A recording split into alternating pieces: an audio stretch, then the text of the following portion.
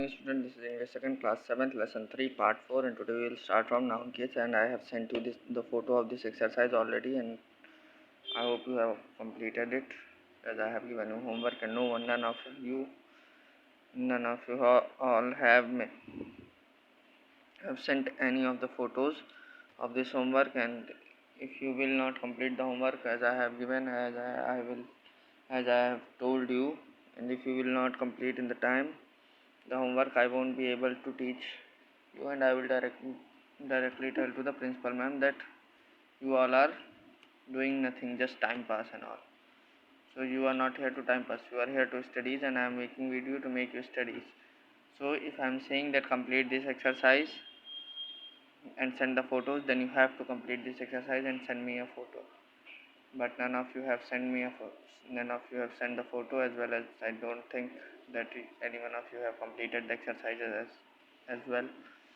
So fine, let's start with noun case. Okay, so case tells the relation of the noun to the other words in the sentence. There are 4 principal cases. तो case क्या होते हैं कि relation बताते हैं noun का दूसरे word से सेंटेंस के अंदर, क्या रिलेशन है नाउन का दूसरे वर्ड्स के साथ. ठीक है, 4 तरीके के प्रिंसिपल केस होते हैं. पहला होता है नॉमिनेटिव केस, जिसे हम सब्जेक्टिव केस भी कहते हैं.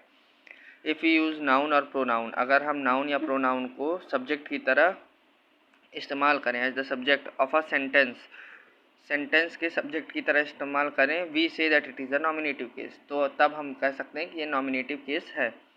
To find out nominative case, अगर नॉमिनेटिव केस हमको फाइंड आउट करना है तो वी पुट हु और व्हाट बिफोर द वर्ब. तो हम वर्ब के पहले हु और या व्हाट लगा देते हैं. The answer get is the subjective case of noun, और जब वो आंसर हमको मिलता है वो सब्जेक्टिव केस होता है नाउन का. ठीक है, जैसे फॉर एग्जाम्पल के लिए Nisha draw the picture. Who drew the picture?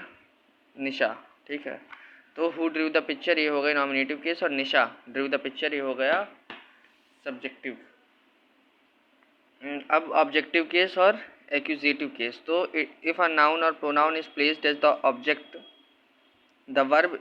Object of the verb, it is said to be objective case.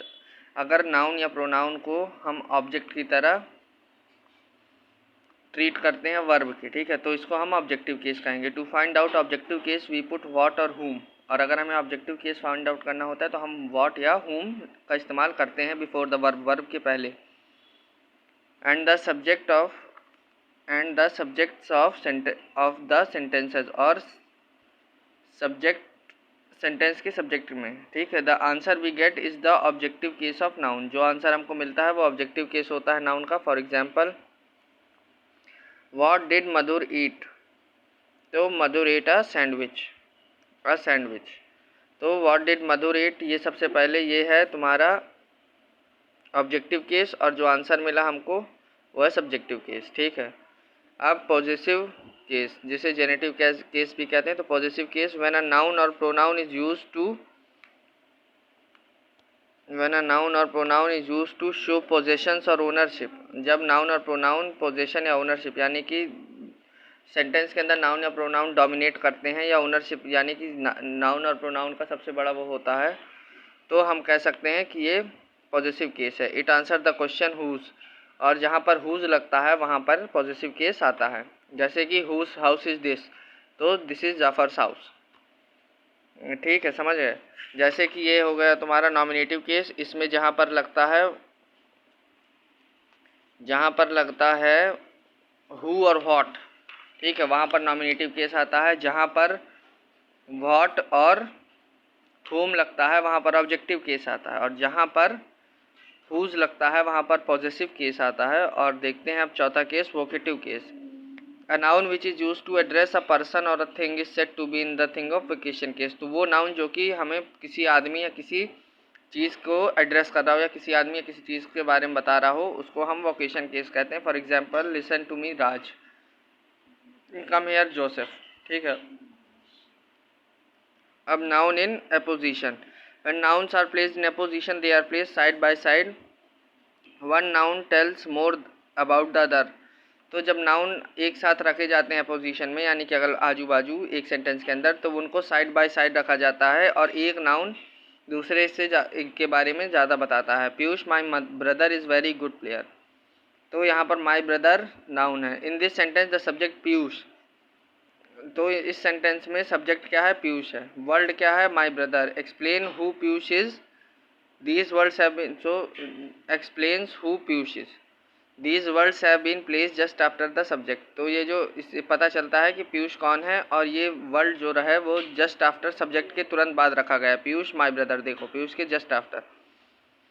Piyush whom they explain, तो वो किसको एक्सप्लेन करते हैं। In other words they occupy a position just near the noun, तो दूसरे शब्दों में कहें तो वो ऑक्यूपाई कर लेते हैं पोजीशन सिर्फ नाउन के जस्ट बिल्कुल पास में, जिसको वो एक्सप्लेन करते हैं। They are said to be in apposition to the noun, और इनको हम कहते हैं अपोजिशन टू द नाउन, ठीक है। Two nouns in apposition are always in the same case, और दो नाउन अपोजिशन में हैं तो दोनों केस सेम होंगे। In this sentence Piyush my brother is very good player, the subject Piyush, तो इस सेंटेंस में Piyush my brother is very good player, subject कौन है, पीयूष है, जो कि नाउन भी है।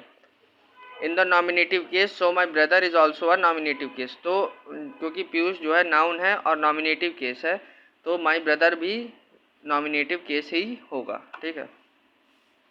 Underline the common noun in this sentence, right each under the correct heading of the following table, तो कॉमन नाउन तुमको इनमें फाइंड करना है। I hope I think you should at least try first. Tomorrow I will complete and send the photos of this and this exercises, but I think first of all you have to complete, you have to try, at least try to complete it, and send me the photos, and send the photos in the group, share the photos in the group. I'll check it, but I hope you have to complete it. I hope you will complete it. So fine, thank you.